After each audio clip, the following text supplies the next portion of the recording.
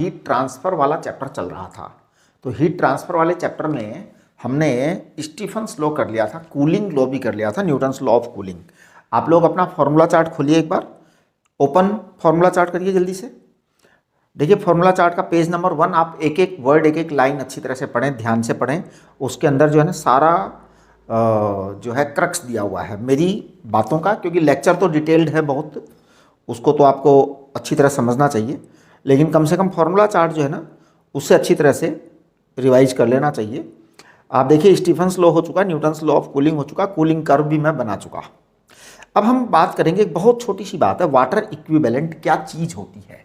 Actually water equivalent कुछ नहीं है, एक मैथमेटिकल अरेंजमेंट है कैलकुलेशन करने का। वाटर इक्विवेलेंट देखिए ये है क्या चीज़, इसको W से रिप्रेजेंट करते हैं, स्मॉल w से, है ना।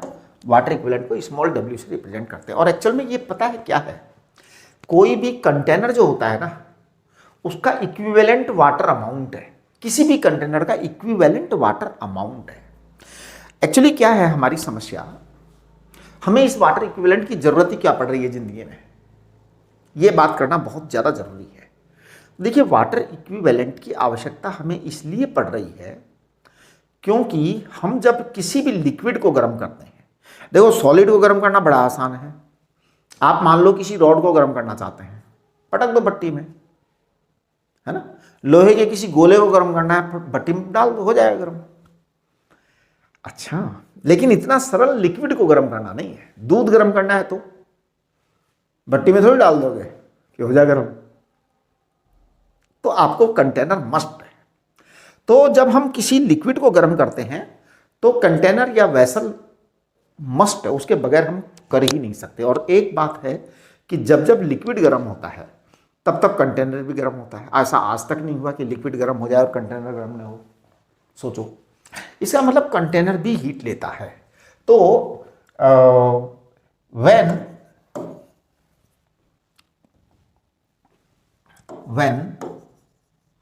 हीटिंग ऑफ, ध्यान दीजिए, when heating of any liquid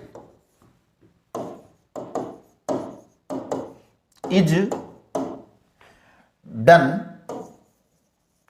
then some container or vessel,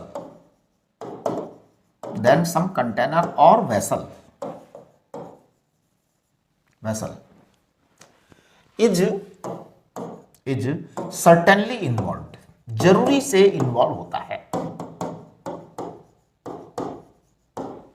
ना। अब होगा क्या कि हीट अमाउंट नीडेड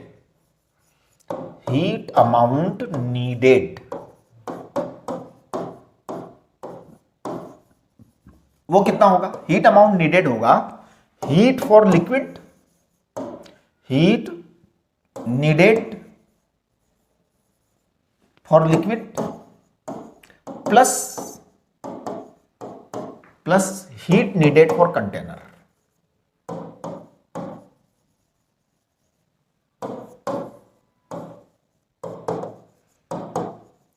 हम लोग ये वाली काम तो करेंगे ही करेंगे, हीट नीडेड फॉर लिक्विड तो करेंगे ही। अब कंटेनर की जरूरत जरूर है। हम क्या करेंगे, इस कंटेनर को कैलकुलेट करने के लिए ही वाटर इक्विवेलेंट की जरूरत पड़ती है। तो देखिए water equivalent for any container और वेसल, ध्यान दीजिए, water equivalent for any container और vessel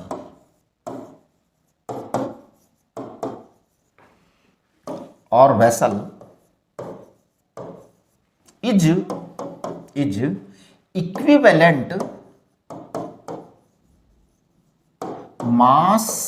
equivalent mass of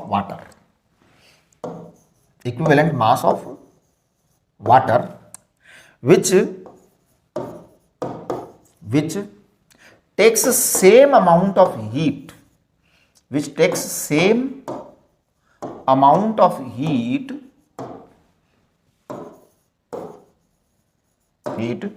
to get heated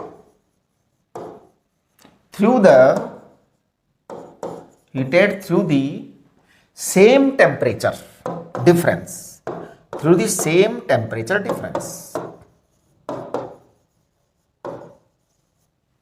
difference. अब आप देखिए इसका मतलब क्या है। जैसे मान लो मेरे पास कोई कंटेनर है, एक वेसल है, हम इसे गर्म कर रहे हैं, तो इसके लिए अगर मान लो इसका मास m है, तो मास m is what, mass of container, है ना, and s is specific heat of the material of container,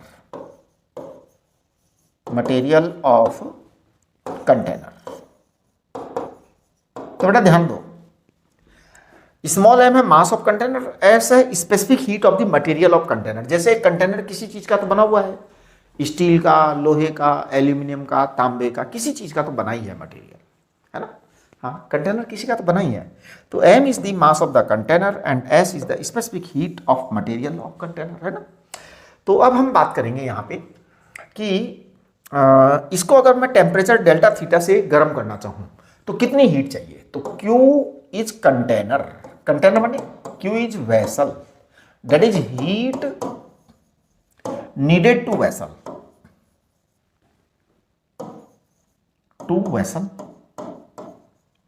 है ना। तो वो आएगा बेटा m s delta theta. m है मास उस कंटेनर का और s है स्पेसिफिक हीट उस कंटेनर की। Okay, right. अब हम इक्विवेलेंट का मतलब ये होता है कि अगर मैं इसको भूल जाऊं कंटेनर को और कुछ ऐसा वाटर लेना चाहूं 5 ग्राम 10 ग्राम 20 ग्राम या जितना भी, तो that mass of the water, that amount of the water which takes equivalent amount of the heat. तो देखिए, है ना, अब हम इसको कहेंगे Q बाई वाटर, तो वाटर इक्विवेलेंट पता है क्या है कि वो मास है वाटर का। वाटर की स्पेसिफिक हीट कितनी होती है 1, वाटर की स्पेसिफिक हीट 1 मानते हैं हम, है ना। अब वो आपका है और ये आपका डेल्टा थीटा आ गया। तो इसका मतलब ये हुआ कि अगर मैं इन दोनों बातों को इक्वेट कर दूं, है ना, तो W बराबर क्या आ गया आपका MS आ गया। इसी को वाटर इक्विवेलेंट कहते हैं। तो वाटर इक्विवेलेंट एक्चुअल में क्या हुआ कि technically we have replaced the container by water, है ना। हाँ, और कुछ नहीं है, बस इतना सही है। What by using the water equivalent,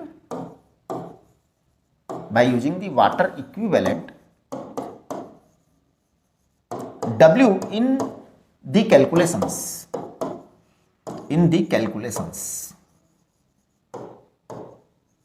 ध्यान दीजिए, by using the water equivalent in the calculations we simply remove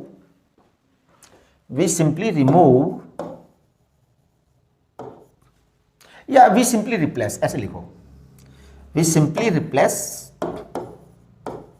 the effect of container,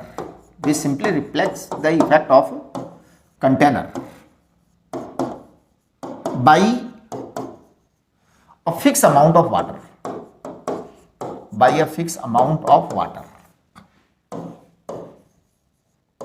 बस, और कुछ नहीं करते हम। यानी कंटेनर को हटा करके वाटर मान लिया वहां पे और फिर कैलकुलेशन कर देते हैं फटाफट, तो हमारा काम बन जाता है ना।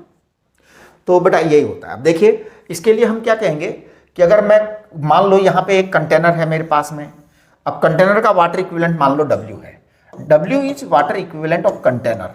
इसके अंदर मान लो लिक्विड भरा हुआ है, तो this is suppose mass of the liquid, M is mass of the liquid and SL is specific heat of the liquid, है ना। स्मॉल m कह देते हैं मास ऑफ कंटेनर,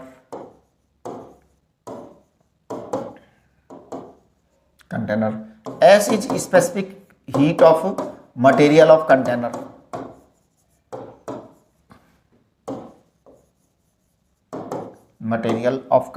है ना बेटा, ये हो गया।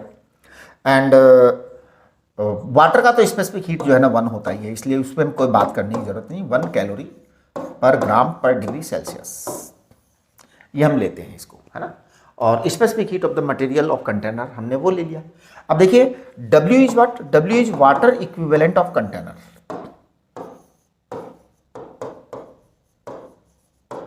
वाटर इक्विवेलेंट ऑफ कंटेनर, बेटा ये कंटेनर का जो वाटर इक्विवेलेंट होता है इसको हम M इंटू एस बोल देते हैं, M इंटू एस बोल देते हैं। अब देखिए अगर मान लीजिए ये मास ऑफ द लिक्विड है, specific heat of the liquid है, इसका टेम्परेचर राइज अगर मान लीजिए डेल्टा थीटा है, कि भाई हमने गर्म किया टेम्परेचर डेल्टा थीटा बढ़ गया, तो Q कितना आएगा, Q is the total heat, total heat, total amount of heat, है ना।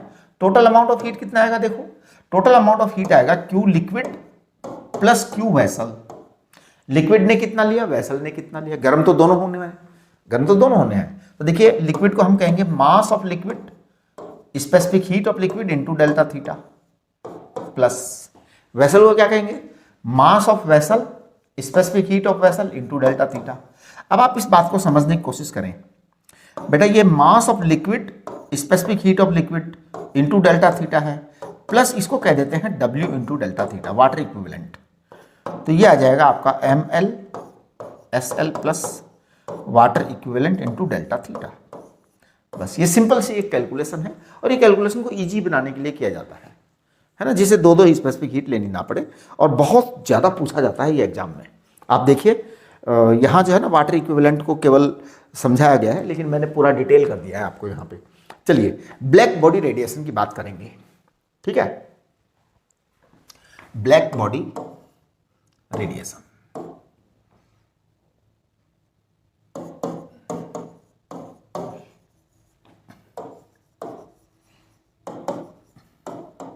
देखो बेटा जनरल बॉडीज जो होती है ना, सामान्य बॉडीज जो हमारी लाइफ में होती हैं, सामान्य वस्तुएं, उनकी एमिसिविटी भी कम होती है और एब्जॉर्प्टिविटी भी कम होती है। हाँ मैंने क्या बोला, सामान्य बॉडीज। लेकिन ब्लैक बॉडी जो होती है ना, इसकी एमिसिविटी भी जोरदार होती है और एब्जॉर्प्टिविटी भी जोरदार होती है। 100% एब्जॉर्प्टिविटी होती है और एमिसिविटी भी जोरदार होती है, 1 होती है पक्का, जबरदस्त। इस ब्लैक बॉडी रेडिएशन के बारे में ल्यूमर एंड प्रिंगसिम ने सबसे पहले इसको स्टडी किया।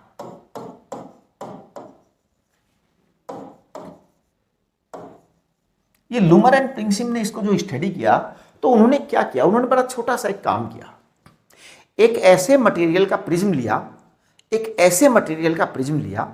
जिसकी अपनी एब्जॉर्प्टिविटी बहुत ही कम होती थी, ऐसा मटेरियल लिया।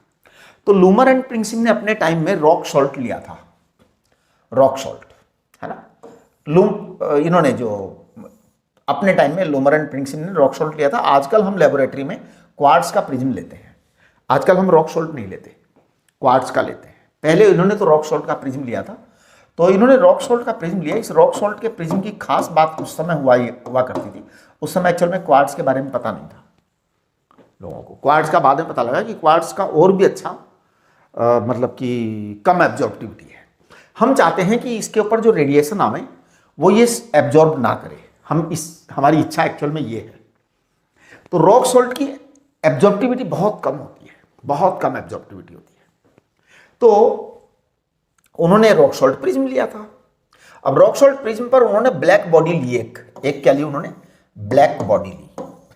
ब्लैक बॉडी को गर्म किया अलग अलग टेम्परेचर तक, पहले थोड़ा कम, फिर और गर्म किया, फिर और गर्म किया, धीरे धीरे करके अलग अलग टेम्परेचर पर गर्म किया ब्लैक बॉडी को। जब अलग अलग टेम्परेचर के लिए गर्म किया तो ब्लैक बॉडी से रेडिएशंस आ रहे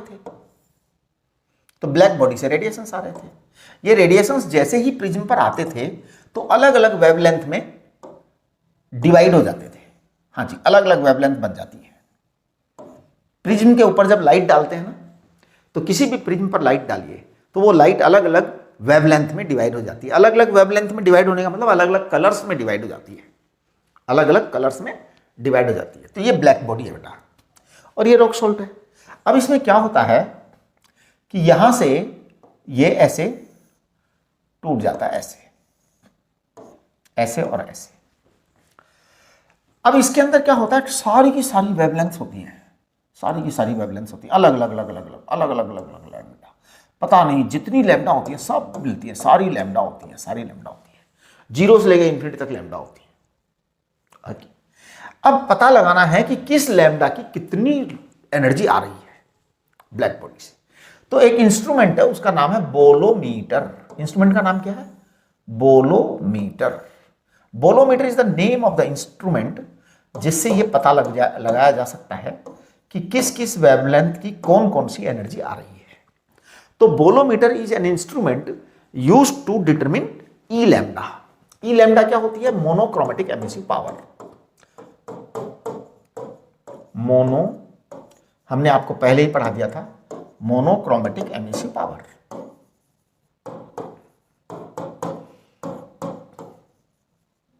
तो देखिए लूमर एंड प्रिंगसिम ने सबसे पहले क्या किया? सबसे पहले उन्होंने अलग अलग वेवलेंथ के लिए मोनोक्रोमेटिक एमिसिव पावर निकाला। यहां से जो ब्लैक बॉडी से रेडिएशंस आ रहे थे उनमें सारी वेवलेंथ मौजूद थी और उन सारी वेवलेंथ्स के लिए उन्होंने क्या किया? मोनोक्रोमेटिक एमिसिव पावर का पता लगाया अलग अलग वेवलेंथ के लिए। फिर उन्होंने ग्राफ ड्रॉ किया मोनोक्रोमेटिक एमिसिव पावर और लैम्डा में, है ना। तो देखिए ये बोलोमीटर की एक खास बात है, इस इंस्ट्रूमेंट में इतनी कैपेसिटी होती है कि हर वेवलेंथ का अलग अलग अलग अलग एनर्जी बता देता है कि भाई इस वेवलेंथ की इतनी एनर्जी है, इस वेवलेंथ की इतनी एनर्जी है। तो एमिसिव पावर जो है ना वो अलग अलग वेवलेंथ के लिए पता कर लेता है वो। तो मोनोक्रोमेटिक एमिसिव पावर और लैम्डा में ग्राफ ड्रॉ किया गया, है ना। तो ग्राफ ई लैम्डा वर्सेस लैम्डा। तो मोनोक्रोमेटिक एमिसिव पावर और वेवलेंथ में ग्राफ ड्रॉ किया, ठीक है ना। तो चलिए अब हम बात करते हैं कि ये ग्राफ कैसा बना। ये ग्राफ बड़ा ही इंटरेस्टिंग था, बहुत इंटरेस्टिंग ग्राफ था। लैम्डा यानी कि अलग अलग वेवलेंथ और ई लैम्डा यानी कि monochromatic wavelength for monochromatic emissive power for अलग अलग वेवलेंथ। अब देखो बेटा अलग अलग वेवलेंथ के लिए ई लैम्डा अलग अलग थी, तो हमने ग्राफ ड्रॉ किया, सारे डेटा इकट्ठे किए, एक टेबल बनाई, टेबल में एक साइड में लैम्डा की वैल्यूज रखी, एक साइड में ई लैम्डा की वैल्यूज रखी, फिर ग्राफ ड्रॉ किया। तो देखिए ग्राफ के अंदर क्या क्या हालात पैदा हुए वो बातें हम करेंगे। ये जो ब्लैक बॉडी थी ना, ये ब्लैक बॉडी, इसको सबसे पहले सबसे कम टेम्परेचर तक गर्म किया, फिर थोड़ा टेम्परेचर बढ़ा के फिर दोबारा से एक्सपेरिमेंट किया, फिर टेम्परेचर और बढ़ा करके फिर एक्सपेरिमेंट किया। मतलब सबसे पहले कम टेम्परेचर के लिए एक्सपेरिमेंट किया, फिर उससे ज़्यादा टेम्परेचर के लिए एक्सपेरिमेंट किया, फिर उससे ज़्यादा टेम्परेचर के लिए एक्सपेरिमेंट किया, फिर उससे ज़्यादा टेम्परेचर के लिए एक्सपेरिमेंट किया। तो अलग अलग टेम्परेचर के लिए एक्सपेरिमेंट किया। सबसे पहले जब टेम्परेचर बहुत कम रखा गया तो आपका जो ई लैम्डा का ग्राफ था ना वो कुछ इस तरह का था, मैं बता रहा हूँ आपको। जब टेम्परेचर बहुत कम रखा गया, बहुत कम, तो सीन ऐसा था, हालात ऐसे हुए कि जब ई लैम्डा में ग्राफ ड्रॉ किया, एक्सपेरिमेंट किया गया और ये ग्राफ ड्रॉ किया बाकायदा बहुत, तो ये ग्राफ कुछ इस तरह का आया। आप ध्यान दीजिए, ये टेम्परेचर बहुत कम था जी, मतलब ब्लैक बॉडी गर्म नहीं थी ज़्यादा, ठंडी ब्लैक बॉडी थी, कम टेम्परेचर वाली ब्लैक बॉडी थी। इसे कहेंगे हम कि ये लैम्डा मैक्सिमम है। हाँ जी, ये लैम्डा मैक्सिमम वाला पॉइंट है, इसे कहेंगे लैम्डा M1 और इसे कहेंगे टेम्परेचर T1। टेम्परेचर T1, ये ग्राफ टेम्परेचर T1 के लिए आया, करेक्ट। अब हम टेम्परेचर बढ़ाएंगे, तो जब हम टेम्परेचर बढ़ाते हैं तो ग्राफ ऐसा हो जाता है। ये लो जी, ये टेम्परेचर T2 का ग्राफ हो गया। किस टेम्परेचर का ग्राफ हो गया? T2। इसका ये हाईएस्ट पॉइंट है, इसे कहते हैं लैम्डा M2। Lambda M2। अगर और टेम्परेचर बढ़ाएं तो, और टेम्परेचर बढ़ाते ही ग्राफ ऐसा हो जाता है।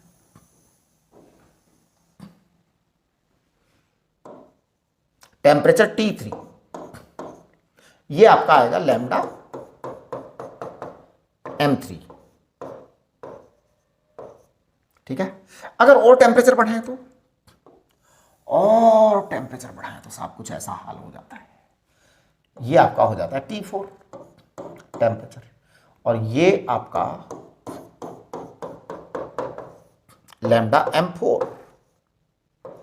Lambda M is wavelength corresponding to maximum emission, ठीक है। तो देखो मैं यहां पे कह रहा हूं कि T4 is greater than T3 is greater than T2 is greater than T1।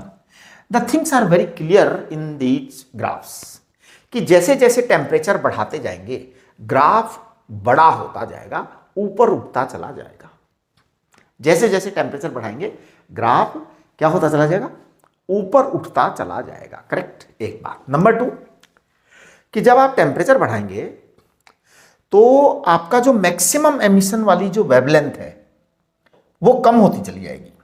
जैसे देखो टेम्परेचर T1 था तो आपकी मैक्सिमम एमिशन वाली वेवलेंथ लैम्डा m1 थी यहां पर। फिर आपका टेम्परेचर बढ़ गया तो आपकी मैक्सिमम एमिशन वाली लैम्डा 2 कम हो गई। एक्चुअल में ये 0 है, उधर जाएंगे तो लैम्डा है, तो ऐसे जाने पर लैम्डा बढ़ती है और ऐसे आने पर लैम्डा घटती है। ओके, तो ये आपकी यहां पर टेम्परेचर देखो और कम हो गई, लैम्डा की वैल्यू कम हो गई, लैम्डा मैक्सिमम वाली। तो हम कहेंगे कि as temperature increased the radiation wavelength of maximum emission decreases, है ना। तो अपन कहेंगे कि एज टी इंक्रीजेज, है ना, E lambda increases, area under graph increases. ध्यान देना, एरिया अंडर ग्राफ इंक्रीजेज। ये बात तो हो गई क्लियर कि जब टेम्परेचर बढ़ा तो ई लैम्डा की वैल्यू बढ़ी, एनर्जी बढ़ी बेटा, एनर्जी बढ़ी। आप ये कह सकते हैं एनर्जी बढ़ी, तो वो तो बढ़ना भी चाहिए ना भाई। बात यह है जब आप किसी का टेम्परेचर बढ़ा देंगे तो एनर्जी तो बढ़ेगी। ओके, अब हम बात करते हैं यहां सबसे इंपॉर्टेंट जो फर्स्ट लाइन है ना उसके बारे में। Lambda M is wavelength corresponding to maximum emission. ध्यान दो, वेवलेंथ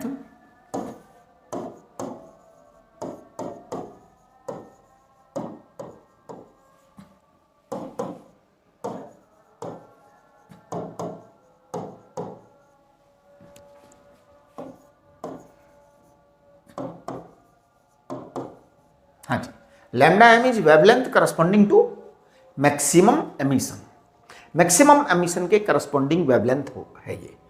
और हम कहेंगे कि T4 is greater than T3 is greater than T2 is greater than T1, lambda M4 is less than lambda M3 is less than lambda M2 is less than lambda M1, right. कुल मिला के कहने का अर्थ यह है कि lambda m जो है it is inversely proportional to 1 upon temperature, है ना। This is called as Wien's law,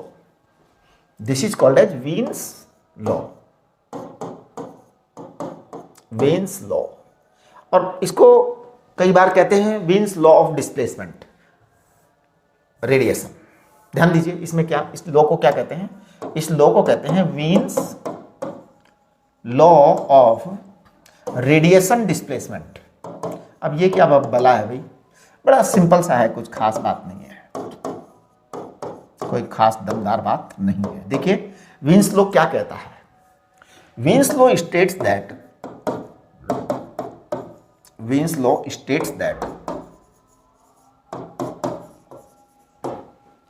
as we increase या as the temperature of black body is increased, है ना। Wien's law states that as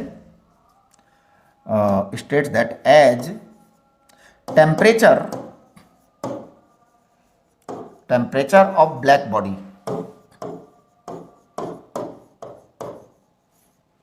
is increased, ध्यान दीजिए, Wien's law states that as temperature of black body increased, wavelength corresponding to maximum emission, wavelength corresponding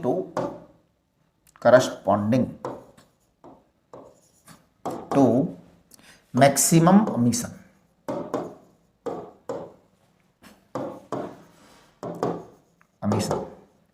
decreases and the peak energy point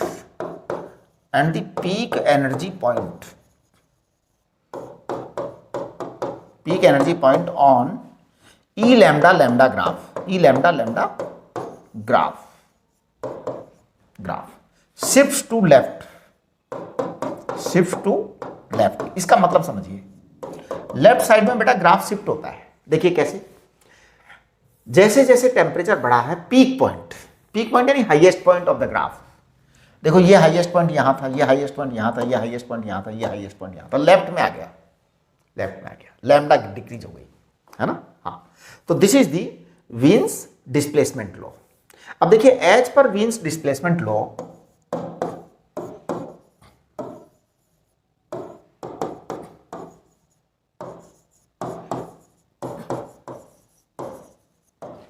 as per Wien's displacement law क्या होगा, as per Wien's displacement law lambda M proportional to 1/t। बेटा इसको हम कहेंगे lambda M is equal to B upon T. इसको हम कहेंगे lambda M into T equal to B. It is वीन्स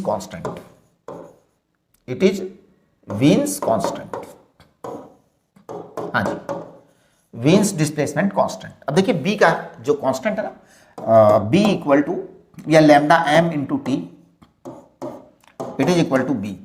तो बी की वैल्यू होती है 0.293 सेंटीमीटर केल्विन या सेंटीमीटर डिग्री सेल्सियस, एक ही बात है। सेंटीमीटर केल्विन बोलना ज़्यादा अच्छा है क्योंकि हम यहाँ पे कैपिटल टी जो है ना केल्विन वाला ही लेते हैं। ओके, ये 0.293 सेंटीमीटर केल्विन हो गया, ये आपका बी है। अब ध्यान दीजिए यहाँ पे एक बड़ी खास बात है, as temperature increases lambda M decreases, means colour of emerging light shifts red to violet in the spectrum। देखो बेटा एक बात, बड़ी ही इंपॉर्टेंट बात बता रहा हूं मैं आपको। हमारा जो स्पेक्ट्रम होता है ना विजिबल लाइट का, तो ध्यान दीजिए स्पेक्ट्रम ऑफ विजिबल लाइट,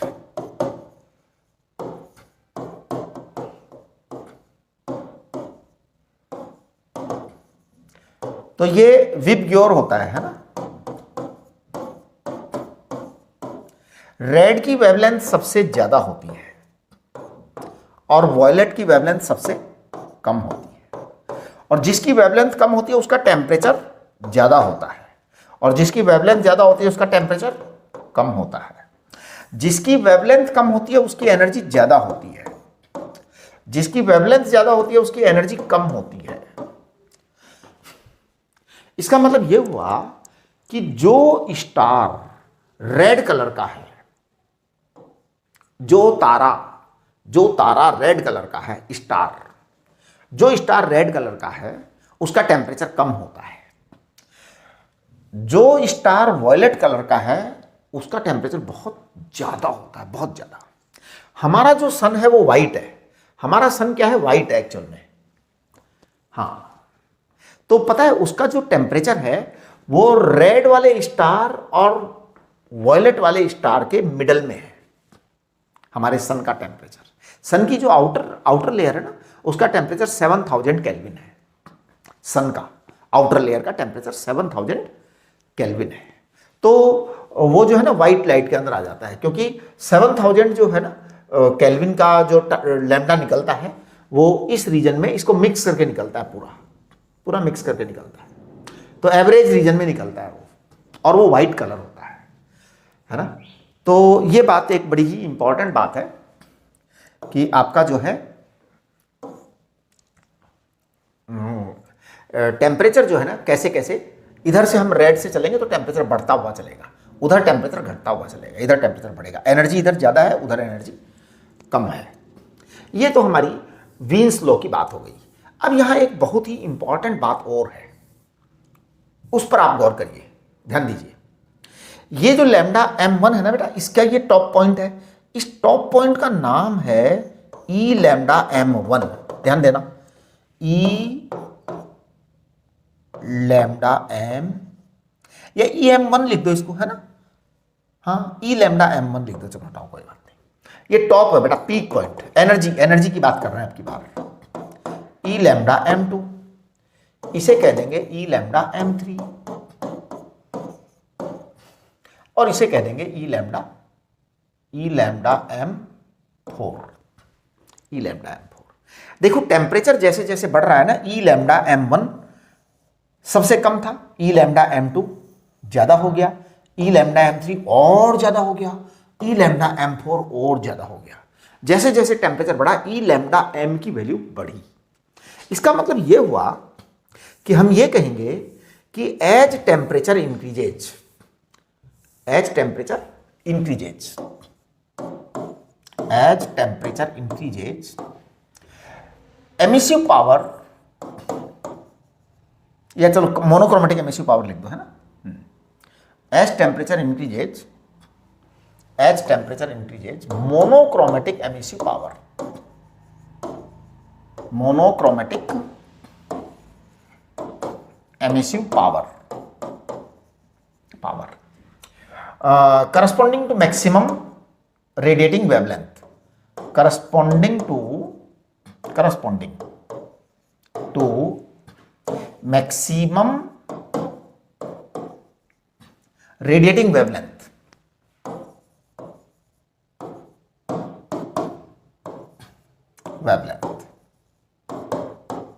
देखो इसको मैं ब्रैकेट के अंदर लिख रहा हूं, this is E lambda M.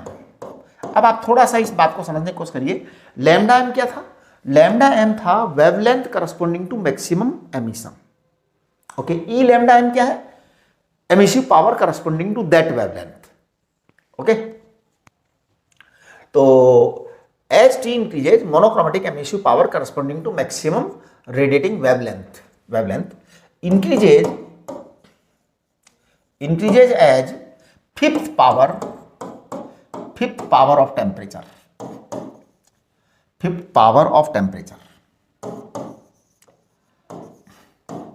ये बात, यानी जो ई लैम्डा एम है ना बेटा, ई लैम्डा एम ये proportional to T raised to power 5 होता है, 5 होता है, बहुत ज्यादा मतलब तेजी से बढ़ता है। E lambda M, lambda M क्या था एक बार वापस से पकड़ लीजिए, lambda M is wavelength corresponding to maximum emission.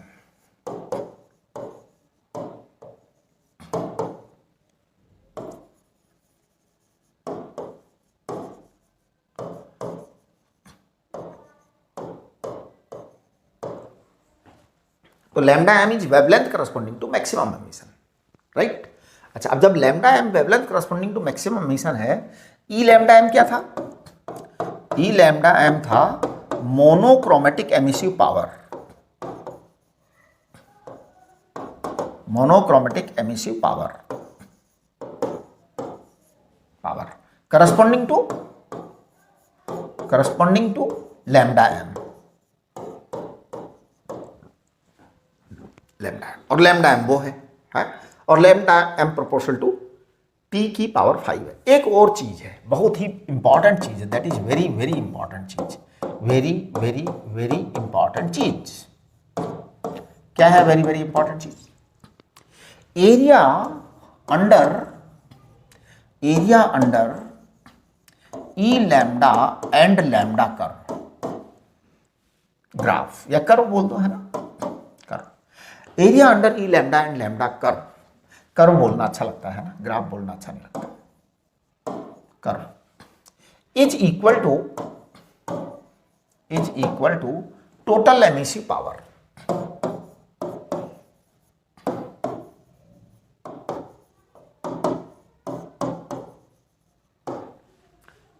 Total emissive power. तो देखिए एक्चुअल में ई क्या होता है? एक्चुअल में ई होता है integration E lambda D lambda 0 to infinity, ये हमने आपको बताया था एमिसिव पावर के लिए। This is total emissive power. थोड़ा सा आप अगर बातों को पकड़ेंगे तो आपको समझ में आएंगी बातें। Total emissive power ranging from lambda equal to 0 to infinity, है ना। तो ये टोटल एमिसिव पावर आ गया, E equal to E lambda integration E lambda D lambda.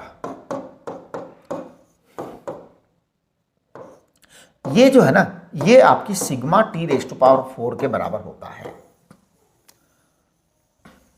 ये आपका स्टीफन्स लॉ है, ये आपका स्टीफन्स लॉ है। अच्छा चलो, मैं आपको एक बहुत जोरदार बात बता देता हूं, हाथों हाथ आज ही बता देता हूं, नहीं तो फिर पंगा होगा कभी, क्योंकि क्वेश्चंस हो सकता है कहीं इधर उधर पड़े हों। ध्यान दो, c is speed of light, c is speed of light और इलेक्ट्रोमैग्नेटिक वेव, है ना। इसे कहते हैं बेटा न्यू लैम्डा। तो हम कहेंगे कि लैम्डा बराबर c अपॉन न्यू, या आप इसको ऐसे भी कह सकते हैं कि न्यू बराबर c अपॉन लैम्डा। अब जब न्यू बराबर c अपॉन लैम्डा है तो इसका मतलब यह होता है कि nu proportional to 1 upon lambda. Lambda बढ़ेगा तो न्यू घटेगा, लैम्डा घटेगा तो न्यू बढ़ेगा, है ना। हाँ ओके। अगर मैं आपका जो ई लैम्डा लैम्डा ग्राफ ड्रॉ किया था ना मैंने, ई लैम्डा लैम्डा ग्राफ ड्रॉ किया अभी अभी, ई लैम्डा लैम्डा ग्राफ ड्रॉ किया था अभी अभी, एरा एरा एरा एरा, ये ई लैम्डा लैम्डा ग्राफ ड्रॉ किया था। अगर मैं इस ई लैम्डा की जगह न्यू ले लूं, देखो ई न्यू, ई पर तो कोई फर्क पड़ेगा नहीं, ई तो एनर्जी है, ई तो क्या है, एनर्जी है, वो तो बढ़ेगी ही टेम्परेचर के साथ में, तो ई पर कोई फर्क नहीं पड़ेगा। लेकिन लैम्डा का मामला उल्टा है और न्यू का मामला उल्टा है ना। एक्चुअली लैम्डा जो है वो टेम्परेचर के साथ में घटती है, जबकि न्यू टेम्परेचर के साथ बढ़ता है, because new is the measurement of energy, new is the frequency, है ना, फ्रीक्वेंसी होती है। तो देखिए न्यू इज द फ्रीक्वेंसी। तो मैं आपको ये बता देना चाहता हूं कि न्यू और लैम्डा एक दूसरे के क्या होते हैं, रिवर्स होते हैं। उड़ी बाबा रे कहां गया, न्यू और लैम्डा एक दूसरे के रिवर्स होते हैं। अब जब ये न्यू और लैम्डा एक दूसरे के रिवर्स होते हैं ना बेटा, तो हम जरा इस बारे में बात कर लें कि अगर मैं इस ग्राफ को ई न्यू और न्यू में ड्रॉ करूं, ध्यान दो, nu is frequency and E nu is monochromatic emissive power corresponding to that frequency. ध्यान दीजिए, ई न्यू क्या है, ई पहले ई लैम्डा क्या था, monochromatic emissive power corresponding to that wavelength, है ना। E lambda monochromatic emissive power corresponding to that wavelength. आज हम ई न्यू की बात कर रहे हैं। This is monochromatic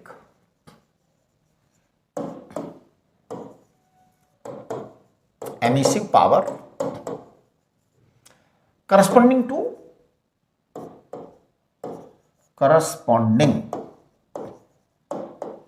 to frequency nu. Monochromatic emissive power corresponding to frequency nu, ये आपका ई न्यू है ना। हाँ ये ई न्यू है। अब जब आपके पास में ये न्यू है और ये monochromatic emissive power corresponding to frequency nu है, तो देखिए क्या होने वाला है। होने वाला ये है कि जो न्यू है ना,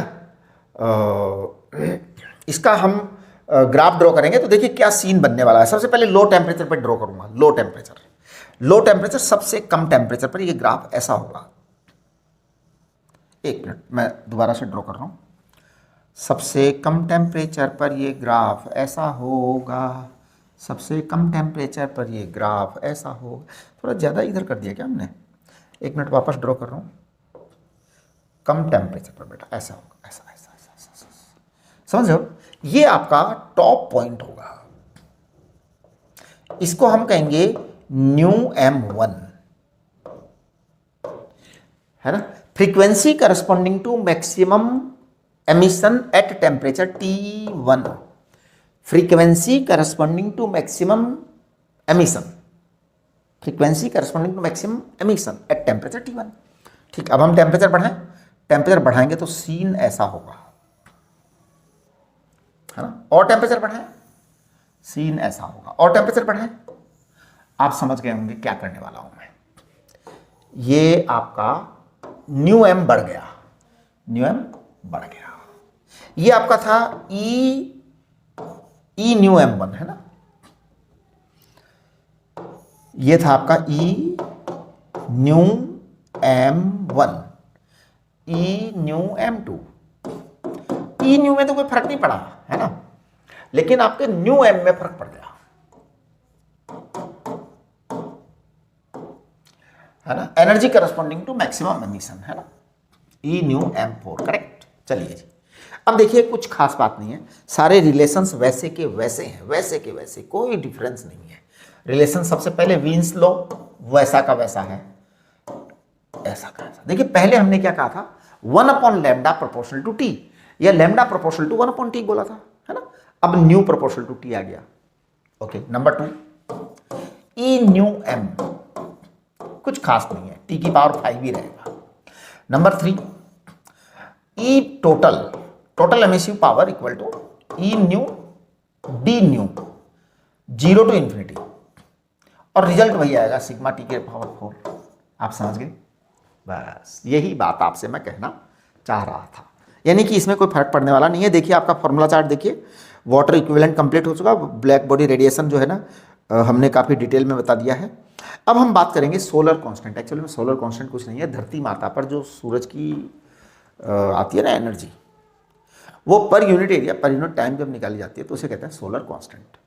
तो देखो सोलर कांस्टेंट कोई खास ज़्यादा बड़ी बात नहीं है, मैं आपको सोलर कांस्टेंट पढ़ा देता हूँ। सोलर कांस्टेंट ये आपका लास्ट टॉपिक है इस चैप्टर का, आज आपका ये चैप्टर समाप्त हो गया है। सोलर कांस्टेंट, है ना। देखो बेटा, सोलर कांस्टेंट को हम कैपिटल एस से रिप्रेजेंट करते हैं बेटा, and this is what energy on surface of earth, energy on surface of earth, या energy being incident on surface of earth, है ना। एनर्जी और हीट रेडिएशन, आप इसको ऐसे लिखिए, एनर्जी और हीट रेडिएशंस, कमिंग फ्रॉम सन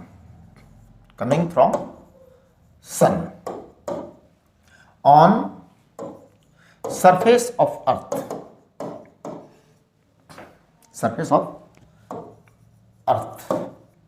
पर unit area, per unit time,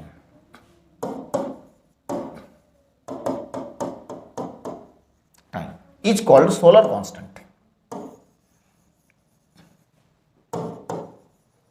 solar constant, ठीक है जी। चलिए अब देखिए, एस को हम कहेंगे सोलर कांस्टेंट। इसको कांस्टेंट क्यों बोला जाता है भाई, धरती माता पर आने वाली एनर्जी लगभग कांस्टेंट ही होती है, सोलर कांस्टेंट इसलिए बोलते हैं ना, इसकी वैल्यू फिक्स होती है। सोलर कांस्टेंट देखिए क्या है, सोलर कांस्टेंट है सोलर एनर्जी पर unit area per unit time. इसकी जो वैल्यू होती है ना, वो होती है अप्रोक्सीमेटली 2 कैलोरीज पर सेंटीमीटर स्क्वायर पर मिनट, ये आपकी वैल्यू होती है जी। तो देखिए कैलकुलेट, एक मिनट जरा, इसमें फॉर्मूला चार्ट को चेक करो जरा, क्या दे रखा है। हाँ इतना ही दे रखा है, कैलोरी पर सेंटीमीटर। अच्छा 1.98 लिख रखा है, कोई खास बात नहीं है। 2 एंड 1.98 में क्या अंतर है। आपको 1.98 लिखने की इच्छा हो रही तो लिख लो, है, चलो 1.98 लिख देते हैं। वो फॉर्मूला चार्ट में 1.98 दे रखा है, फिर आप कहोगे सर वहाँ तो वो दे रखा है, आपने ऐसे करते हैं, कोई बात नहीं, ठीक है जी, 1.98 रख लेते हैं। अब देखो आप आगे देखिए, ये है क्या चीज़ एक्चुअल में। हाँ, सबसे इंपॉर्टेंट चीज़ है इसके अंदर का डेफिनेशन कंप्लीट, कहाँ से क्या हो रहा है वो मैं आपको समझा देता हूँ। आप इसकी कैलकुलेशन करेंगे ना, तो देखिए कैलकुलेशन हम कर देते हैं बड़े तेज स्पीड से। 1.98 कैलोरी को बेटा लिखो 4.18 जूल, सेंटीमीटर स्क्वायर को लिखिए 10⁻⁻⁴ मीटर स्क्वायर, मिनट को लिख दीजिए 60 सेकंड। बस अब देखिए क्या हो रहा है आपका सोलर कांस्टेंट। सोलर कांस्टेंट अब आपका हो रहा है 60 बेटा, ये आ रहा है आपका 4.18 है वो, और ये 1.98 है, तो आप कैलकुलेशन थोड़ा सा करिए, मेरे को लग रहा है ये 1.98 इंटू 4.18 अपॉन 60 इंटू 10 की पावर 4, ये आ गया, है ना। अब जब हम इसको अप्रोक्सीमेट कैलकुलेशन करते हैं कि 10 की पावर 3 कर दो, इसको जीरो उड़ा दो यहाँ से, तो 10 की पावर 3 आ जाएगा वो, तो ये तो कोई बात नहीं हुई। अब ये बड़ा सिंपल सा है कि ये 8 के आसपास आएगा, 8 से थोड़ा ज़्यादा आएगा, 8 से थोड़ा ज़्यादा आएगा, तो मैं कह दूंगा इसको 1.3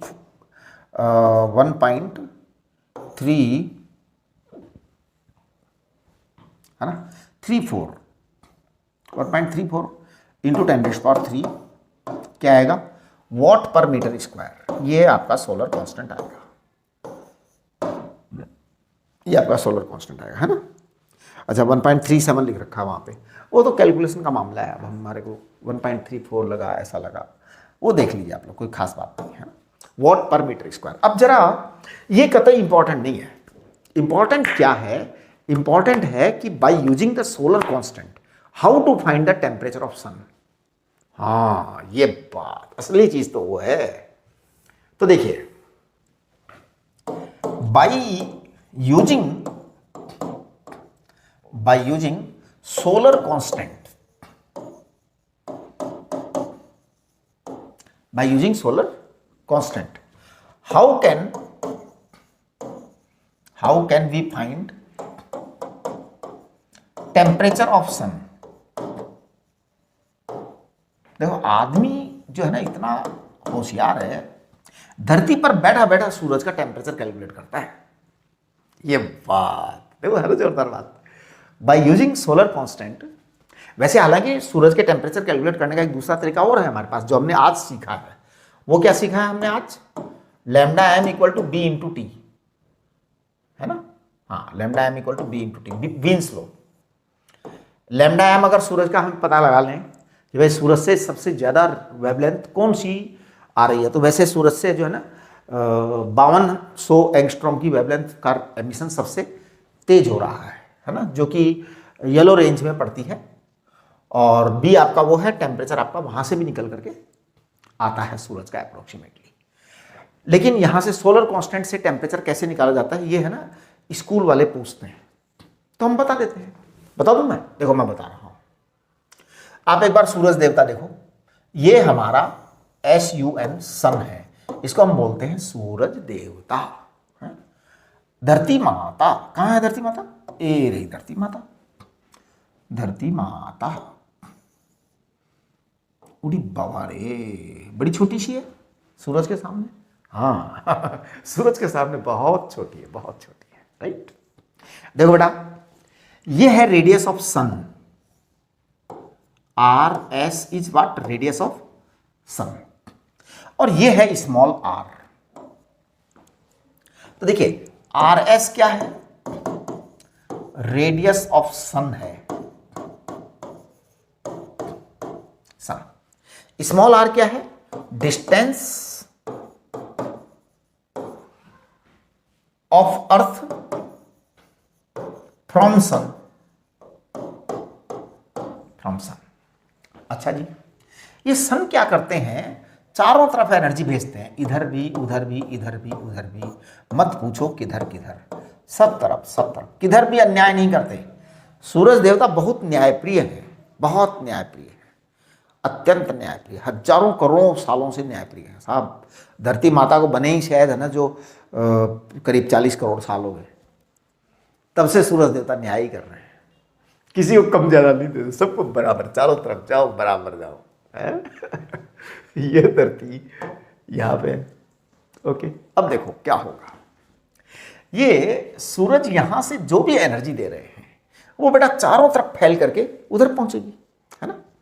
मैंने आपको बताया था E बराबर एमिसिव पावर, एमिसिव पावर को क्या बताया था, Q/AT। एमिसिव पावर को हमने आपको बताया था Q/AT। एमिसिव पावर हमने बताया था टोटल रेडिएंट एनर्जी पर unit area per unit time, ये एमिसिव पावर थी। ये एमिसिव पावर देखो, सन ने तो चारों तरफ एनर्जी निकाली, तो सवाल उठता है एमिसिव पावर को हम क्या कहेंगे, हम कहेंगे total energy upon area. Area क्या होता है जी, चारों तरफ फैलेगी, तो 4πr² × T, पक्का? एकदम पक्की बात है। ये आर क्या है? ये है डिस्टेंस। अगर मैं सन के सरफेस की बात करूं, अगर मैं सन के सरफेस की बात करूं, if I am talking about the surface of sun, तो सरफेस ऑफ सन जो है उसकी रेडियस कैपिटल आर एस है, तो इसका मतलब ये एरिया आएगा। तो सन के सरफेस का एरिया कितना आएगा जी? सन के सरफेस का एरिया आएगा 4 pi R S square. Okay, अच्छा जी। ये सन साहब ने, सन ने जो एनर्जी निकाली है ना साहब, सूरज देवता ने जो एनर्जी निकाली है ना, वो यहां वहां जहां तहां मत पूछो, कहां कहां सब तरफ जाएगी। धरती माता तो बहुत छोटा सा हिस्सा है जी। आप बताओ धरती माता है क्या? आप अपनी धरती को देखते हो? देखा है? देखो धरती माता कितनी बड़ी है, कितनी बड़ी है, कितनी बड़ी है। अरे साहब, अगर आप पैदल चलो ना इसको नापने के लिए, तो 200-400 जिंदगी में तो तुम पार ना पड़ पाओ, मतलब घूम ना पाओ, चक्कर काटना बड़ा मुश्किल हो जाएगा, मतलब दैट इज मुश्किल काम है ना। तो अगर एयरप्लेन से जाते हैं, एयर फ्लाइट से, तो 12-12, 13-13 घंटे में अमेरिका पहुंचते हैं। अब सोच लो कितनी दूर है अमेरिका, कितनी दूर है, जबकि वो इधर या उधर। तो इसका मतलब बहुत ज़्यादा बड़ी है जी। धरती माता भी बहुत बड़ी है साहब। और धरती माता से कितना बड़ा सूरज है? 3,56,000 धरती माताएं एक सूरज देवता के अंदर है, एक सूरज देवता के अंदर है। सोचो सोचो, एक धरती तो आपके कंट्रोल में आ नहीं रही है। अगर जरा सा हिल जाए ना, अभी सोचो, एक धरती अगर जरा सा हिल जाए, धरती अभी क्वैक आ जाए, अगर अर्थ क्वैक आ जाए, तो क्या हो अपना, हमारी औकात क्या है? सोचो हम कितने छोटे, कितने, मतलब हमारी क्या औकात है? हैं कितने, क्या है हम लोग? कुछ नहीं है हम लोग तो। अगर धरती यूं जरा सी ऐसे ऐसे 1 डिग्री घूम जाए, 1 डिग्री हिल जाए ना साहब, 1 डिग्री में तो मतलब तबाही हो जाएगी। बड़ी बड़ी बिल्डिंगें गिर जाएंगी 1 डिग्री की घूमने में। तो अगर 1 डिग्री धरती ऐसे ऐसे हिल जाए ना, 1 डिग्री जरा, समझ लो आपके मकान धड़ धड़ धड़ धड़ धड़ जमीन में नीचे, रात में सोते हुए अगर गिर गई तो बस हो गया काम। इतनी बड़ी हमारी धरती है, और उसके अंदर वो जो सन है वो कितना बड़ा है? 3,56,000 धरती माताएं सन के अंदर है। अब सोचो तुम, अरे साहब बहुत बड़ा है, बात ही छोड़ो आप। वहां से जो एनर्जी निकलती है ना, वो साहब सब तरफ जाती है, सब तरफ। धरती उसका एक टुकड़ा लेती है, और वो जो स्फीयर बनता है ना एनर्जी का स्फीयर, ध्यान दीजिए, वहां तो सन स्फीयर है, अब एनर्जी का स्फीयर बना रहा हूं मैं धरती माता के चारों तरफ। अरे भैया वो स्फीयर बनाओ, वो वाला एनर्जी का स्फीयर बनाओ। उड़ी बाबा रे, वो वाला एनर्जी का स्फीयर बनाओ। सोचो सोचो, हैं सूरज देवता वहां था, धरती यहां है। अब आप एक स्फीयर बनाइए, एक स्फीयर बनाइए जिसमें उतनी सारी एनर्जी आ जाए। ऐसा स्फीयर बनाना है, बना दूं? तो देखिए मैं क्या करूंगा, मैं ये करूंगा कि जितनी एनर्जी वहां से आ रही है वो सारी की सारी एनर्जी बटेगी पूरे उसके अंदर। तो मैं ये कहूंगा कि Q at sun it is equal to Q at earth divide by area up to earth, area up to earth. ध्यान दीजिए ध्यान दीजिए ध्यान दीजिए, एरिया ऑफ सन था ये, और अब area of the earth up to earth आएगा, राइट? तो मैं इसको पता है क्या बोलूंगा? मैं बोलूंगा total energy of sun upon area of sun कितना? 4 pi R S square into T. इसे कहेंगे emissive power of the sun, है ना, क्योंकि एमिसिव पावर है। यहां क्या होगा? आपका सोलर कांस्टेंट है ना। अगर मैं इसको टी से डिवाइड कर दूं, तो टाइम से तो दोनों तरफ डिवाइड कर दो जी, उससे कोई फर्क ना पड़े।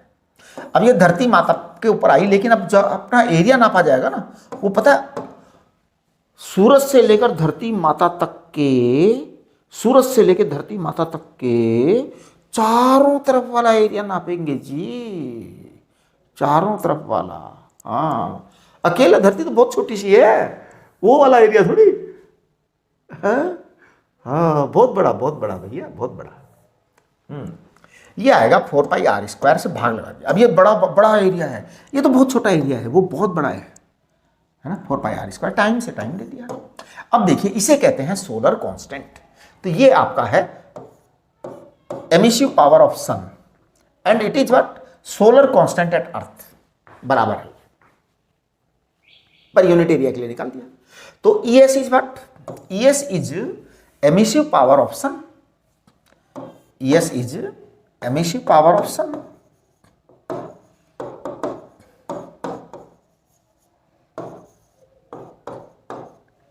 and S is what, solar constant of sun.